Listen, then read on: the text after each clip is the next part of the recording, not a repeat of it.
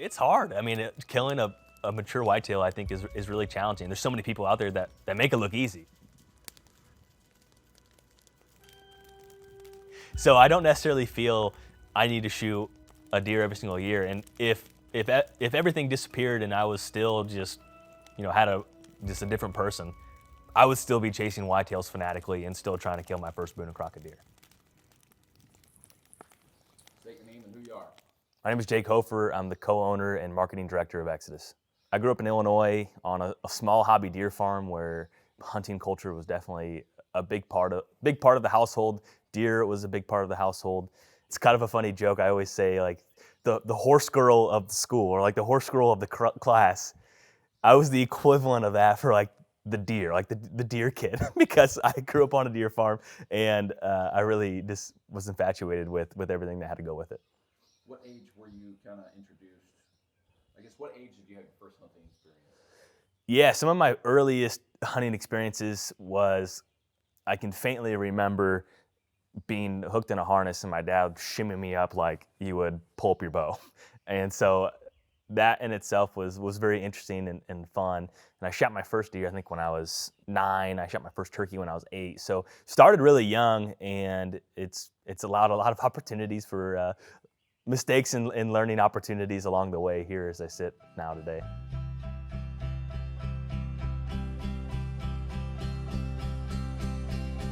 My personal whitetail deer hunting journey is kind of interesting.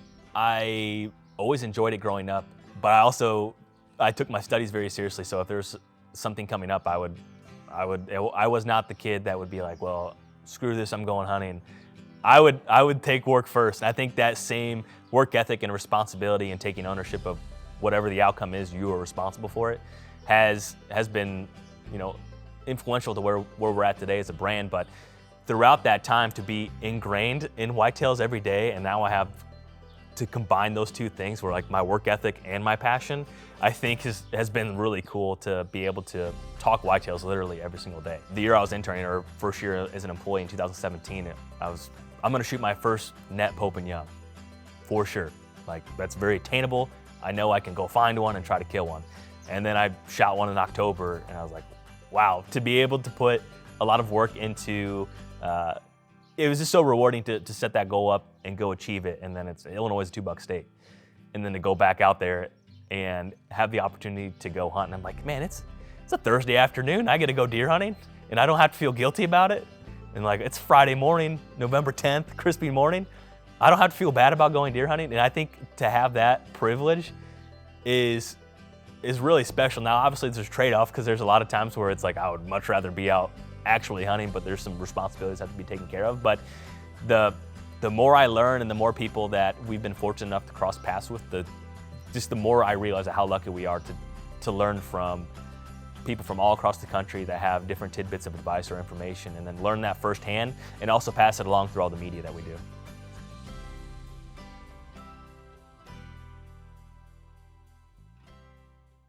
What does it feel like knowing that when someone tunes into the Exodus podcast, they're coming to you for advice, or they're looking up to you? Like, what does that responsibility feel like? There's certainly some level of responsibility in being the host of the Exodus podcast. But when I go in there, I'm always trying to think of, how can I extract the most value from this guest, period? What are the questions that I have? What are the questions that most people would have? And that in itself has been really something. And I asked yesterday, what are we doing today that's going to be nostalgic? I think some of the podcasts we've done will be nostalgic with the guests that we have, whether it was the point in time in their life or the story that we covered. We've done a lot of really special and great things, and it's sometimes tough to realize that when you're doing it. But sometimes when you go back and look, like, wow, we did cover that. Wow, we did, this key quote that people use interchangeably now came from a project that we did. And then, people that reach out and say, hey, really enjoy what you guys do. I've learned a lot, or it's just cool to be able to share the stories. I don't think that what we're doing or who we are as hunters are anything special, but we just have the platform to share a lot of special things. If you know where a deer's bedding and you know where he's eating, that deer should be dead. If you're passive on a deer, what you're doing is you're teaching them. I've got 30 bucks in the Michigan record book. Everyone but one has had at least one previous wound on his body. Some had as many as 4. The Exodus Podcast, your source for all things throughout whitetail. college, I actually found that I had more free time than probably what I anticipated. Realizing classes are only 2 or 3 hours a day. And so I read an article on Forbes. I remember my freshman year in the dorm room, and it was about growing these niche pages to basically build the business around it. That would have been 2013. So I got to work right away and started developing these pages and grew them pretty rapidly and just figuring things out as I went. And then throughout that time of building basically a very niched out audience, I was like, well, how can I monetize this in some form or fashion and actually have something worth selling? And so having a deer farm and thinking, what can I get at a low cost of goods or almost no cost of goods? I have no money, I'm a freshman in college. And then it dawned on me, like, the deer pee, there is a market for that. And then how I just don't want to be just another company. So what I did was figured out, like, I want to collect it, ship it in the same day, and get it to them as fresh as possible. And so I went through and didn't know really much about anything from e-commerce and just started learning everything along the way. So I learned how to build a new website, learned how to create labels, source bottles, and just do everything. And actually grew to be a pretty decent sized business and just a small little cottage industry throughout college and helped me get through school. But beyond that was all these different things of trying to connect with folks that were in the area that did some sort of media. I still talk to a lot of those people here today. And then beyond that, it was figuring out how can I continue to scale this in the most cost-effective way, and that was blog. So I went out and reached out to the biggest blog at the time that was carved out in the same space, sent them an email and said, hey, I have these pages, I have this business. Are you guys accepting any other writers? And they're like, well, what's your work schedule look like? I'm a sophomore in college. Like I can write as much as possible. And so that business model was just based off of purely impressions, kind of the same thought process with Web 2.0. And so what I did is I learned how to do all these different things from consumer behavior, what will resonate, how to write titles, how to write things that will age well on Google, and how to keyword rank for all these specific things. Fresh deer year, and I was on the first page of Google in 2014, 15, 16, 17.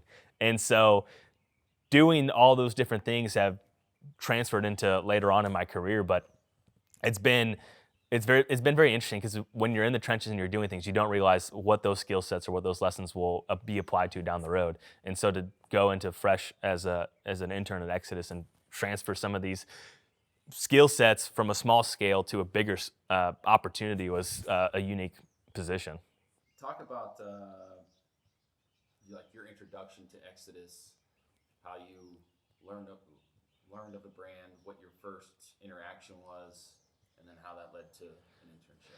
How I got introduced to Exodus originally was I remember seeing Exodus and seeing that this trail camera company is going to start and they're going to have a 5-year warranty and all the different value proposition, theft and damage coverage. And when I was reading that, I was like, this is unheard, this is uncharted, and this is something I really want to cover. So I remember reaching out. I had the idea and plan prior, like I'm pitching them on an internship. I needed to graduate. And from that point, started as an intern and now a principal co-owner of the company is something that I think can only happen in America, and I think it's part of the essence of what makes Exodus special. Starting as an intern and then being one of the first employees, I found this to be a really special opportunity because Exodus had a lot of the foundation and opportunity to be a large brand. And that's what I think initially attracted me to the company was, hey, there's so much opportunity here. Here's some things that they're doing really well. They have a really fantastic product. They have all this untapped potential that I think I could help them harness. And so throughout 2017, 2018, just basically went in there and learning the ropes. I remember saying this, I said, during the interview process, what are you hoping to get from this? I'm just here to learn. That is it. I'm here to learn and help wherever I can. And throughout that process, what I learned was more and more, and how I could help became more impactful with the business.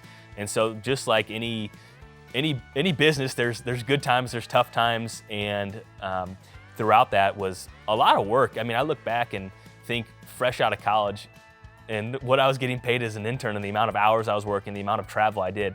I don't know how many people would really go through that and do it, but I just had the clear thought that this is well worth it, and I think that Exodus has the potential to be a brand to stay here for a very long time if we power through some difficult times. You know, as a fresh intern and employee at the time, it didn't feel my place to speak up and say, hey, probably shouldn't be spending $15,000 on magazine ads in 2017, 18. My gut saying this is not the best way to be spending ad dollars for what we're trying to do as a young bootstrapping startup. And as I was able to grow into the company and basically have more responsibility and have the ability to follow my own gut and making the best decisions possible has, I think, really set us up for more success down the road, to where if we would have stayed course on the exact same plan, I don't think we would be here today. What would you, if you could speak directly to the naysayers or the critics, whether that was in 2017 or 2022, what would you tell them? I would say any naysayers or critics to what we've done as a brand or anything else like that is, I would never bet against Exodus or our team, period.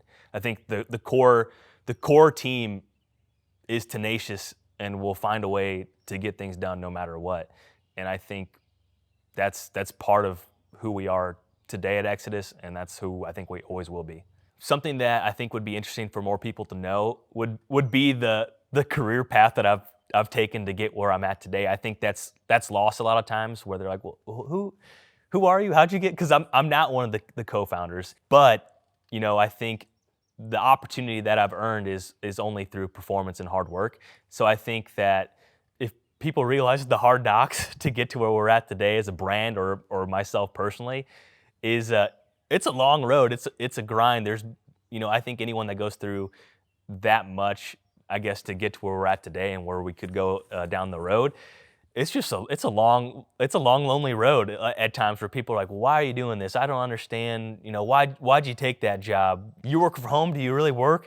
It's like, I wish people at times could look over your shoulder, because what we've done here today, there's no way of faking that. There's no fake work ethic of, well, yeah, you say you work a lot of hours. The only way to get where we're at is through output of work and performance. And I think that a lot of people don't realize how small of a team we were for a long time, and the mess that we got out of and where we're at today is pretty remarkable in terms of business, where there's a lot of people that just would have quit. They would have said, I'm going to go get a regular job. I'm ready just to have a little bit more balanced life. But I just have so much passion in this space that's just, it's in my DNA at this point.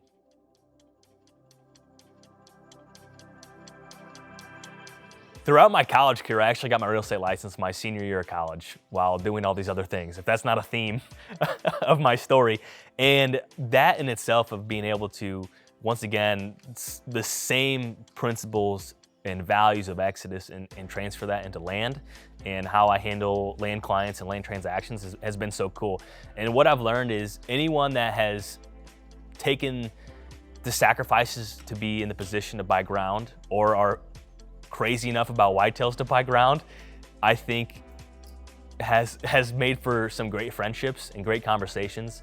And just the people that I've been able to cross paths with, and a lot of those people are small business owners, entrepreneurial minded, and to go in and talk to those people and learn from those folks along the way has been really cool. I've been privileged to go to a bunch of different whitetail states, the historic ones, the Pennsylvanias, the Michigans, the Iowas, the Wisconsins, obviously the Illinois, and throughout just the Midwest, and talk to so many different people. And I think there's this thing where, if you're from Michigan or Pennsylvania, the goal is to get out of those states to where you can go hunt where we're at in Illinois or Iowa or Wisconsin or Missouri. But for me, growing up and not owning any ground, or growing up on a family farm and hunting by permission, and having to deal with just things that made hunting, quite frankly, less fun, my goal was, I want to have a farm so I can go enjoy things how I want. And I knew I would own ground. I've been fortunate enough to do it a lot sooner than what I thought. So I think that for someone in this area, and this is what I see with a lot of people, is they grow up without the farm, and maybe they didn't have as fun of an experience for a variety of reasons. Their goal is to buy a parcel. And so like that different consumer behavior is different. But for me, it's like, I just wanted to buy a piece of ground so I can do the things that I really, truly enjoy and handle whitetails 365 and once again, take ownership of whatever results are harnessed. So at 26, 27, 28, with all the things that you've done, like you've done things that an average 40, 45, 50-year-old man who has worked for 30 years has not yet accomplished.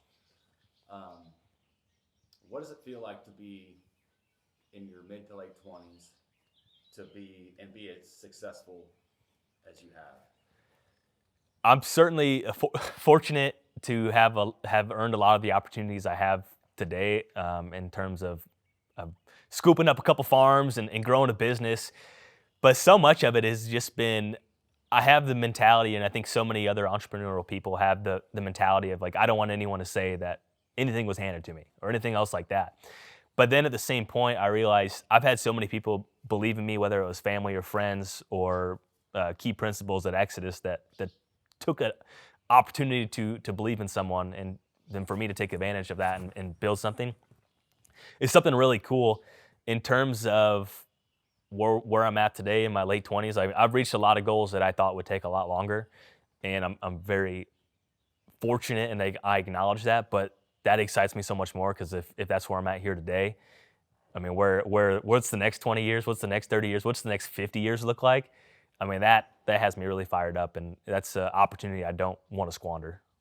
What is the future outlook or direction of Exodus? The future outlook and direction of Exodus, it's exciting. I think we have so many great things in the pipeline. We have multiple products coming to light here in the near future. We have expansions. We have growing the team, and I feel it's the delayed gratification of putting in the work for the last however many years to set up so many more opportunities down the road and building a legitimate business. Why buy an Exodus product? Why buy an Exodus product? It's pretty simple. It is the best quality engineered gear we can design at an affordable price. But beyond post-purchase, you're going to learn how to use it effectively. You're going to have the best customer service available, and you're also going to have the best warranty in the space.